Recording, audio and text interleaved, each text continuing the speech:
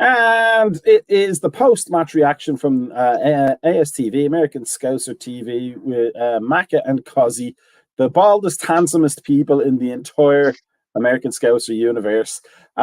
Second leg, semi-final, 1-1 draw in the game, 3-2 overall.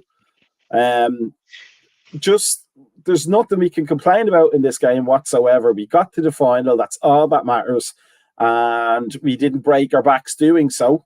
And everybody came out, as far as I could see, unscathed, because it was almost the perfect semi-final second leg, wasn't it?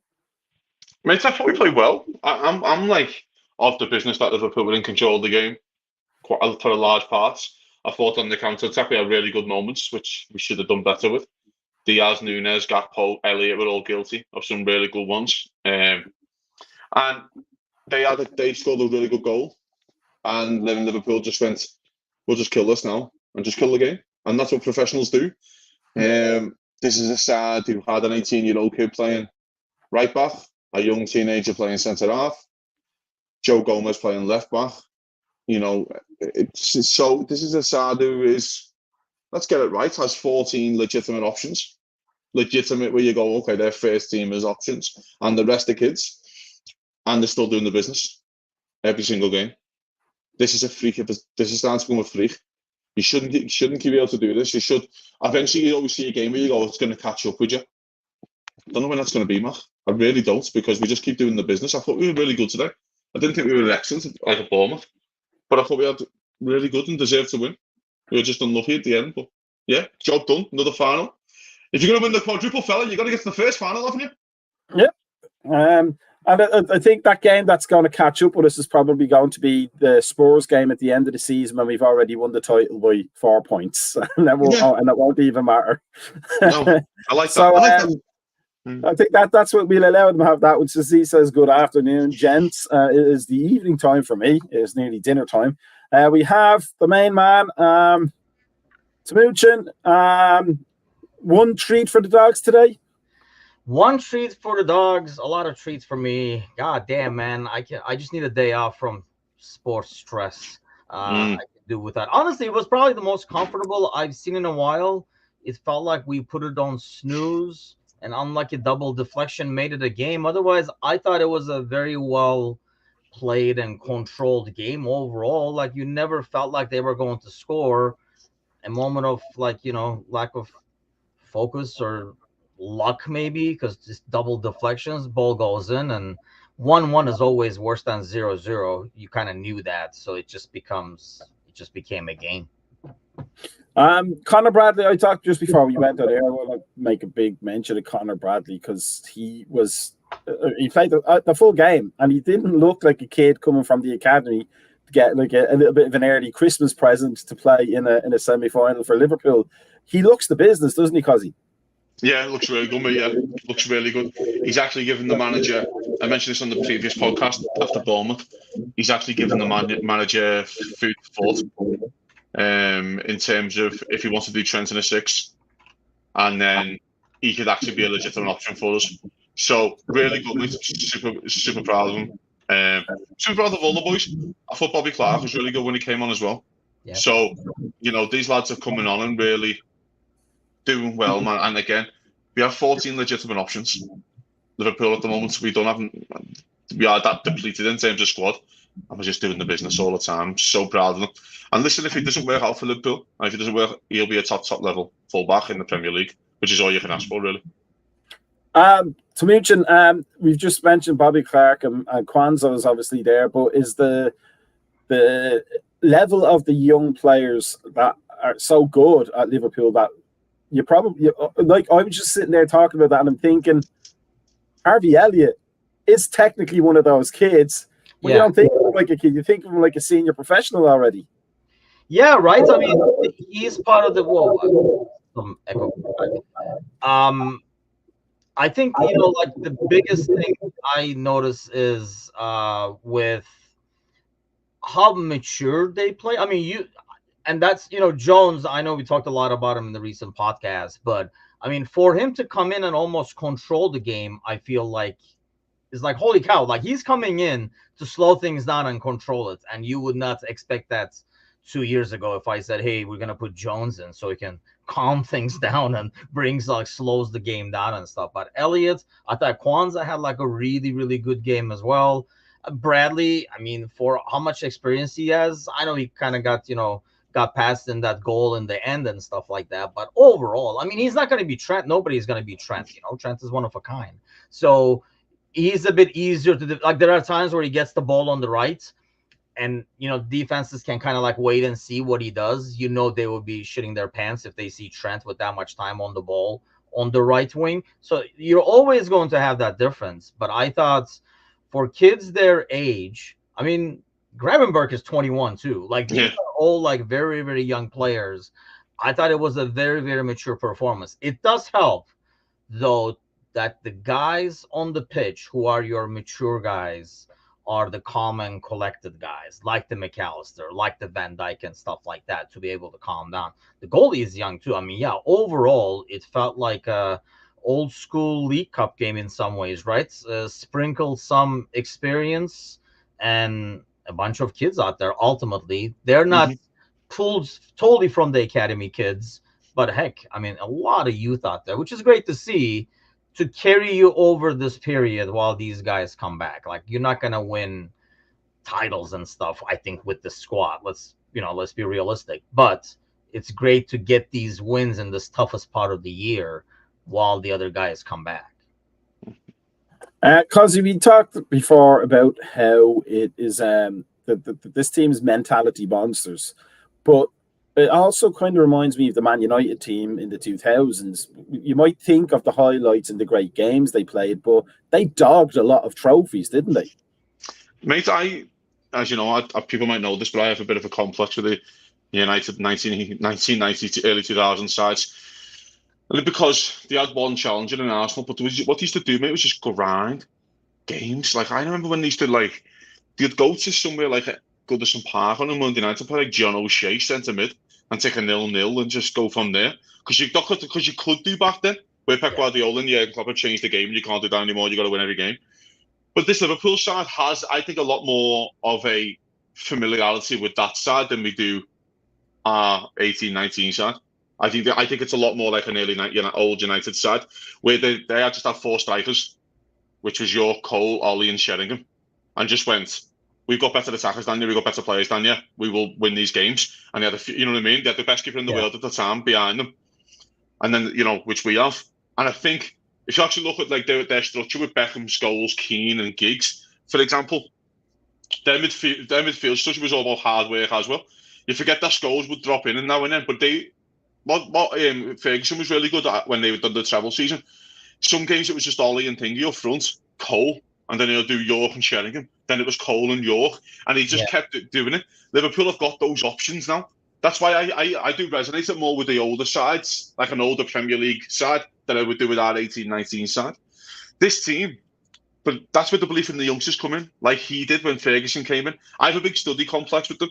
So when they came in, they'd won a league title with Ince, Lee Sharp and stuff like that, but then he knew these kids were good enough, so he just played them. So Bobby Clark could be good enough, Conor Bradley, maybe Kwanzaa. They're all going to have moments, and if Liverpool lift silverware in May or in late February, these kids have had their moments.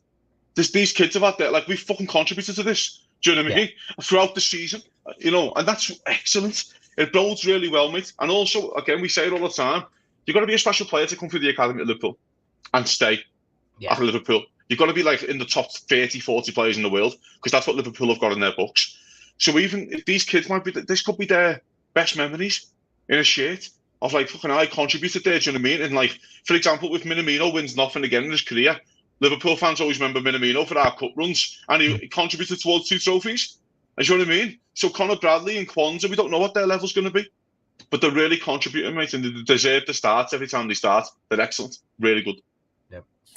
Tamuchin, let's go to like a senior player. We worried a little bit earlier on in the season about how Luis Diaz would react to all the events that happened around him, but it seems like he's getting back on track to what he was before a lot of that, doesn't it? He has that work rate, right? I just feel like when you look at Gakpo, right? And I think that's one thing I was going to actually ask you guys what you guys think. It felt like some of the stuff that Gakpo does, if we had a regular starting three up front, which we do not, it keeps changing, right? If you had, because he reminds me a lot of Bobby in some of the things he does, but the give and goes and stuff like that. But the other side doesn't always get it because they're not always used to playing with him and stuff like that. I almost wonder, like, if we consistently had him, would it be different? But going back to Diaz, I think the work rate is almost there. But the reason I mentioned Gakpo is the hamster runs a lot faster. Like the soccer hamster runs a lot faster on Gakpo. So he sees the openings, he makes the passes, he makes the movements a lot faster. With Diaz and partially on Nunez, there are times where they stop the ball and they just don't know where to go. That last final pass doesn't come in. I thought Diaz was really dangerous today with his pace and like he was really physical. But still, when we get to the final third, I mean, let's face it, Leno kind of like lets that one in. But I think when we get to the final third, he's still not as effective. And that's what I think another guy like Gakpo closer to him, I think would help that. But you can't fault both Nunez and Diaz, the effort they put in today, the physicality they did today, the pressing they did today. I mean, we were winning that ball right away and controlling that game mainly because the press was starting up top. But overall, I think Diaz, a lot better than where he used to be. I still think in the final third, the decision-making sometimes is either too slow or too rushed, and it's wrong. Like it's a misplaced pass.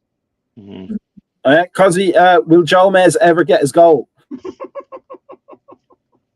Poor guy. He got good shots. I suppose if you take enough shots every game, then eventually one's got to go off a fucking defender's ass and go in, hasn't it? You know what I mean? Like it's got to happen, hasn't it? But no, listen, he's another one, and I hope he doesn't go out the side now with Robertson back. I really want him to still contribute in games. He might be right back. He might, centre half. And I just, because he's found the run of games now for the first time in years, a real run of games, and I want him to stick around for that. He'll get his goal. It's going to be a big one. It's going to be a meaningful one. They've got their Vincent Kompany moments. I'm praying for my Joe Gomez against City moments. Like I am praying for that game in Anfield. Joe Gomez from 30 yards out to break City's hearts and win the league. That's the dream, isn't it? Let's get it right. Come on. Tamuchin, the midfield did its job today. It was functional more than dramatic. But one thing I noticed was for Gravenberch, it's something we've mentioned before, is he just looks like he just hasn't got the speed of play yet, but the ideas are all there. But also, he seems to be almost like a Berbatov-like player. He looks like he's not doing a lot, but he ends up in the right places at the right times a lot of the time. Is that something we're going to have to put up with? I think so, until he gets like an off season or he gets more time with this team, more time on the practice field. I think we're going to, because you can kind of tell he's a player that has a lot of talents and a lot of like strengths that you can see on the pitch, but just does not know his role. Like he's a good actor, but he hasn't read the script. So he's just coming over there and everything is improv. So I think that's like the biggest thing I see with him. You just don't see the positional maturity, if you will, that you get from Jones and Elliott and like McAllister and stuff like that. I just don't see that from him yet. So sometimes when he misses the ball, it's in a bad spot. Sometimes he plays the wrong ball and stuff like that. But you can also tell like he can really take advantage of space. He's really good on the ball. I mean, his touch and stuff like that. I mean, one off season, I think we're going to have like a really, really good player on our hands. I think we should just not rush to judgment on him yet. I think there's huge potential there. But like I say, it just feels like a player that's kind of like lost at times. And then you see the glimmer, you're like, yeah, I got it. Then you're like, oh, wait, I didn't know we were going to do that kind of a thing. But like I say, I mean, I keep saying this about this kid. He's a kid, one, despite, because he came from Bayern and stuff like that. I think we have a built-in system that he's like 24, 25 or something like that. That for one. And two, he literally like jumped on the elevator right before the doors were closing in the transfer market and hopped on. So it's going to take some time, I think, for him to kind of really grasp the concept. It's just not running and pressing. It has to be organized. And I think that's where he's getting lost. To be fair, though, I thought he was good today, thought he was better. A lot better. Better, definitely better. Like he didn't give away needless fouls. He didn't like the things that we normally criticize him on. I agree, Kazi. He did not do those today. And I thought he kept the ball a lot better. I thought he kept the ball in really good areas. I thought his little one-touch football. So I thought he was a lot better today. So full credit to him, do you know what I mean? And listen, their midfield is a tough midfield to play against as well, with Paulinho and stuff like that. And I thought he was very good. I thought he was very good, a lot better. So be interesting now, because I really want to see him get the start against Norwich. And now, let's capitalise on this now. Let him play at home against Norwich, give him a full 90 there. Let's get more minutes into his legs. It's a great game coming up for the manager to pick and choose that. So hopefully, fingers crossed, he gets another start. Tamucha, one more thing before we lose you for today. Should we be worried about Chelsea, or do we have enough to handle them? When is the game again? What is the date? And the 25th of Feb, and like the last weekend of February. God knows what the hell will happen by then, man. I mean, you would think by then we might be close to full strength. You might have Mo back. You might have everybody back by then. So if we have everybody back, I think that's the game we win. It will be like ugly again, just like a typical Chelsea final kind of a thing. But I mean, it's not as like, oh, it's Middlesbrough, a nice kind of a final. But still, I mean, it's the freaking final. I feel like this is a rare chance where obviously we got along the way kind of like some good draws to come all the way over here. So win the tough final and just gets one trophy. Yeah, Trevor said everybody but even he might be there. Is so like another month, you never know. But yeah, man, I mean, you can't be pleased enough, like Kazi says, young guys getting the job done. While I mean, you look at who we're missing. And you're still winning games, you're still advancing on cups and stuff like that. It's really hard to complain. And all you can do is like, I mean, you can't expect it to be easy. I don't even know it would be easy if we had everybody there. Because this is a freaking semifinal of a cup, one way or the other, Premier League team. But yeah, I can't really complain about what we're getting out of this team, especially with effort today. I thought the counter pressing, I'm sure Klopp is like grinning from ear to ear because that counter pressing today, how fast we won the ball back and stuff like that, based on the personnel out there, I thought was like extremely impressive. But I just need a couple of days off from sports where I don't have to watch anything, calm down. The ambulance is still in the driveway, so let me go send those guys home, and then I'll catch you guys later. Actually, I'll be on later tonight. We're gonna have a United fan in our panel, so that should definitely make things interesting. A lot to ask that dude about United, and Alex is going to be there for Fulham, so out of the game and stuff as well. But you guys have a great show, man. Have a good day. See you, brother. So Kazi, the question I have now, you have to kind of find a little negative spin for these kinds of shows because it can't all be kumbaya. Going into the final, Kelleher showed just a few little bits of rustiness. Would you play him, or would you go with Alisson because it's a trophy to win?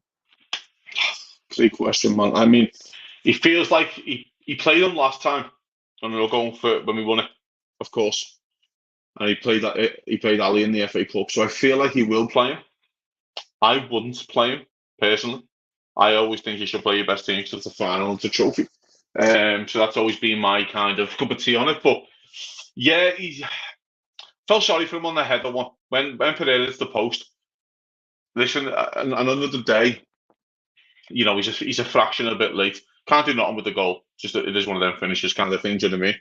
I feel like he gets harshly treated sometimes as well. I really do. I think he gets, you know, because we're trying to compare him to the best goalkeeper in the world and potentially the best goalkeeper in Premier League history. So I do feel like we hold him in such a high regard. Is he playing as best as he probably could? No. He'll probably admit that himself. But, you know, you are comparing him next to Alisson Becker. And I think that's really, really tough to be the understudy of. It's a bit like Frank Sinatra hanging in the mic, innit? Do you fancy a song? You know what I mean? It's very difficult. So, yeah, I would start Alisson, but I think the manager will go Kelleher. I think it's exciting though, isn't it, Matt? You know what I mean? Let's get it right. We weren't expecting much this season, like, you know what I mean? Get back in the top four and, you know, have a run at the Europa League kind of thing. And now we're on the precipice again of something unbelievable. Do you know what I mean? What this team is doing is just week in, week out. As the famous people say, the football in miracles, and Liverpool are producing football in miracles, I feel like, every single week. It's unbelievable. I mean, from a narrative point of view, it would seem like we are the upper hand in the going into the game, and Chelsea are the underdogs. But it actually is probably the other way around, really, isn't it? Because we are playing so many kids, and we probably will do so on the day of the final.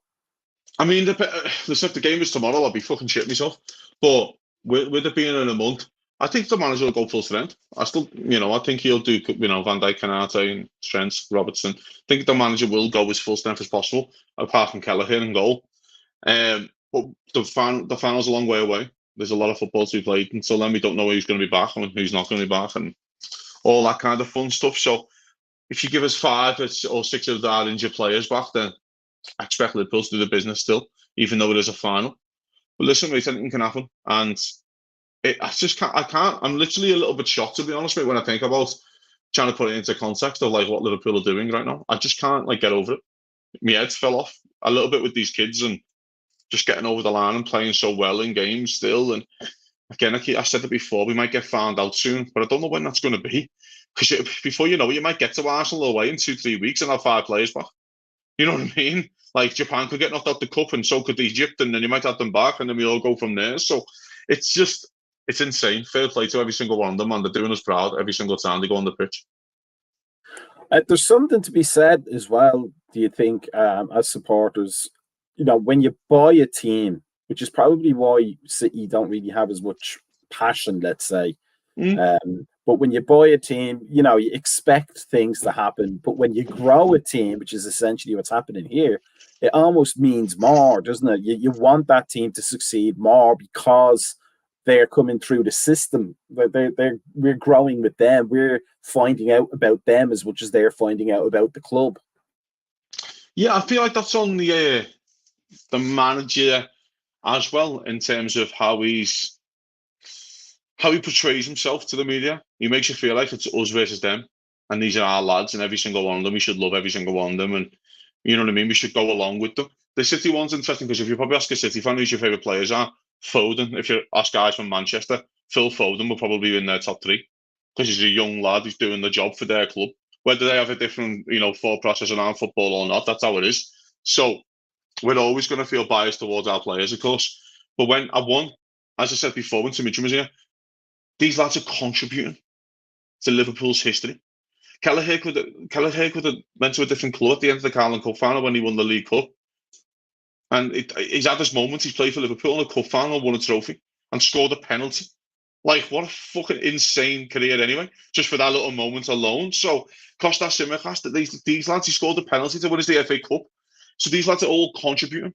And if it comes down to it, Liverpool win 2, 3, 4 trophies at the end of the season, they can all look back and go, well, Bradley, Kwanzaa, Clark, for example, and that, they're all contributing to this. You're a part of this. They're all, like, I said this on the previous podcast, because it's something I've got to get used to it, like in the American culture of, oh, he's your guy.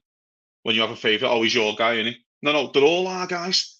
They all play for fucking Liverpool. They're all my boys. Like, I want Núñez to be as successful as possible and prove me wrong. Do you know what I mean? Which he is on the left-hand side, to be fair. But there are lads. Let's fucking back every single time they go on the field. It's all or nothing, Matt. Anything can happen in a game of footy, Like, you know what I mean? Like, and these lads are proving it. Let's get it right, mate. If you're Fulham there, you've looked at their defence today. If you're Fulham, if you're Jimenez, the cover either, fancy that. I fancy that. Don't you? Because you do.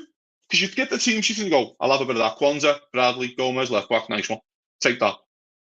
They didn't have a shot. They barely had a shot on top. You know what I mean? They barely had a really good chance. The one that they took, Wilson has half a chance. There's not much in it. Do you know what I mean? So it's like, they're just doing us so proud, man. I'm so happy.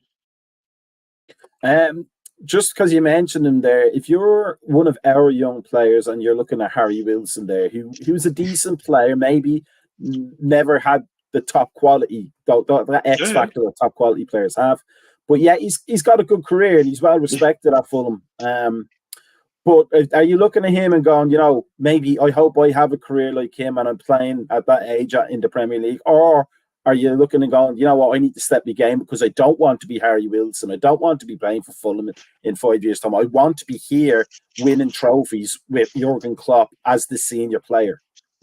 Yeah, I think there's both to that. I think there's both sides. I think when you go to Liverpool, as I mentioned before, you've got to be a very, very special player to get into the Liverpool squad and stay there. You do. But also what Liverpool provide is a step up. So I always look at Solanke. Liverpool takes Solanke on a free. He barely plays for Liverpool. Plays a few, you know what I mean, bits and bobs, and gets his first goal on the last day of the season. Then they find him a good move. Good move. Nico Williams is another one. They find him a good move. That's a good move. You know, Ryan Brewster was one, really. I know that hasn't worked out for him in Sheffield United, but that's a good move as well still. Do you know what I mean? And when you can go, you can still be a top quality Premier League player. Let's get it right. I don't think Bradley will be Liverpool's right back in 2 years, 3 years, unless we see a lot more out of him. But he's a very, very good fullback. It doesn't mean he's good enough for Liverpool. It still means he can be a very good Premier League fullback, which just means, as you know, Northern Ireland could do with their Premier League players playing in the Premier League week in, week out. So that's fine as well. That's fine. So it's like, you take your chances when you get them. You can put yourself in the shop window. Let's get it right. Bradley might fancy playing first team football. Bradley might look and go, you know what, I'm not getting in over Trent, am I? But then unless you're going to commit to this number 6 for him. But you just tried to bid for Moses Caicedo for 110 million. So maybe I've got to, you know what I mean? And Trent's going to be the right back and it's just going to be the inverted role. Maybe he might feel like he's got to move on. You know what I mean? But while we still got them, mate, they're contributing to the highest level, and all they can do is do what they're doing right now. Kwanzaa looks like he could say Liverpool millions of quid. Millions. Elliot looks like he has saved Liverpool millions. Curtis Jones, you forget that's only 23, is he now, or something like that? 22, 23. So it's brilliant, mate. And I have full belief in Bradley, Kwanzaa, Bobby Clark, and stuff like that they will come on to be very good Premier League players. And they'll all probably thanks to the growing of Klopp as well. It just also, like, because I'm old-fashioned and old school, and I only took French in school. The likes of Bradley and Clark, and maybe Kwanzaa as well, they look like players that would be bench players at Liverpool at the worst right now. Yeah. They're not going to be Paul Konchesky's by any stretch, but would be like our player at Celtic or Rangers if they made a move up to Scotland, where they're in the Champions League every year, etc. That kind of, it seems like it's damning with faint praise. But that would be a great career for them if they could become like an Ibrox or a Celtic Park hero playing in the Champions League. If that's your lower limit, you're a bloody good player indeed, aren't you? Exactly, mate. And this is like, Bradley knows. Like, Bradley's from Northern Ireland. If he played for Celtic for fucking 15 years, do you know what I'm saying? He understands how big the club is. Like, we don't need to go into that. But it's like, you know, you can still be a massive football player and have a fantastic career, just not at Liverpool. But by the way, there's thousands of football every year who want to sign for Liverpool. I want to have a fantastic career at Liverpool. They're not the only one. Do you know what I mean? But sometimes at certain levels, and we have extremely special talents at right back, and we have other extremely special talents and special players to play for Liverpool. So, as much as while they're here, they're learning, they're growing. Listen, mate, if Kwanzaa doesn't find out to be the level at Liverpool, he'll thank playing next to Virgil van Dijk for these few games. And go, I've learned so much. Do you know what I mean? I just look at the Ben Davies one. Ben Davies is a mad one. Signs for Liverpool from Preston, doesn't play a minute, then gets the Rangers move. I don't think Rangers buy him from Preston. But he plays for Liverpool. So clearly they must have fancied him. So we'll take a chance on him. And then he goes up and he starts for them in the Champions League. Do you know what I mean? So it's like, it's that kind of stuff as well, because you played for Liverpool or you've done something at Liverpool. Do you know what I mean? Which can get you those moves as well. But every single one of them make to hold their head up right. I'm not even thinking about any of them leaving right now. I hope they stay forever. I really do. But I do feel sorry for them, because when all these injured lads come back, they're probably not even going to be on the bench. Which is sad, really. So before we finish up for the night, we keep it a short one today for everybody. But as the missus always said, the having Kanate come off the bench was like having a warm blanket coming onto the field to keep everybody steady.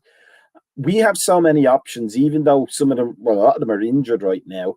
Mm-hmm. Is this the most complete squad we've had in a long, long time at Liverpool Football Club? It's Liverpool's deepest squad, probably from the 2001 season. It's our deepest squad in terms of options. Liverpool have never had these options. 2001 was like Honcho, Hippier, Carragher. You centre halves, Carragher did a bit left back as well and stuff like that. Christian Ziege. And then midfield was like Patrick Berger, Steven Gerrard, Danny Murphy. Really good footballers up front, Owen, Fowler, Heskey. This is a team like that now. This is Klopp's deepest squad by a mile. Not even a conversation anymore. And the manager's showing you that now with his rotation that he does every single week. He's doing rotation. He's keeping them all fresh. I think he understands himself. I mentioned this on the pre-match that the one complaint we had when we nearly won all 4 last time was that we probably ran out of steam a little bit because the manager never had options and he was just getting over the line. This time he has options. And this time we have options as strikers, for example. We have options in midfield.